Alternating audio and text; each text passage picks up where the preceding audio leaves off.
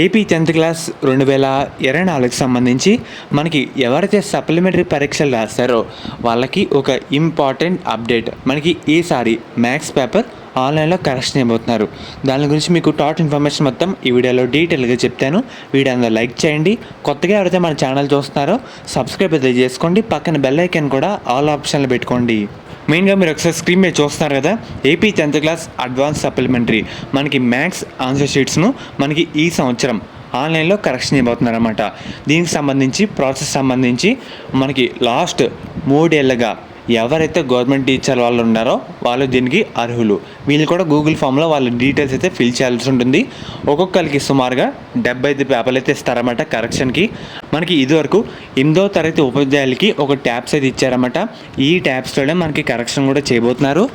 Only maths subject చేస్తారన్నమాట. కానీ వచ్చే సంవత్సరం నుంచి అన్ని సబ్జెక్టులు అయితే చేస్తారు. ఈ కరెక్షన్ కూడా మనకి ట్యాబ్స్లో అయితే చేయబోతున్నారన్నమాట. ఈ పేపర్లు దిద్దే టీచర్లు మనకి కరెక్షన్ కేంద్రాలు కూడా రావాల్సిన అవసరం లేదని పాఠశాల విద్యాశాఖ పేర్కొందన్నమాట.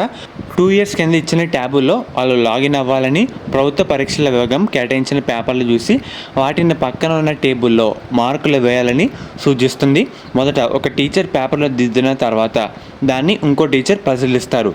వాళ్ళిద్దరి మధ్య మార్కుల్లో 10% కంటే ఎక్కువ డిఫరెన్స్ ఉంటే మళ్ళీ మూడో టీచర్ వచ్చి దాని మీద దిద్దుతారన్నమాట. ఇదే విధంగా మనకి కరెక్షన్ కూడా ఉంటుందని అధికారులు అయితే చెప్తున్నారు.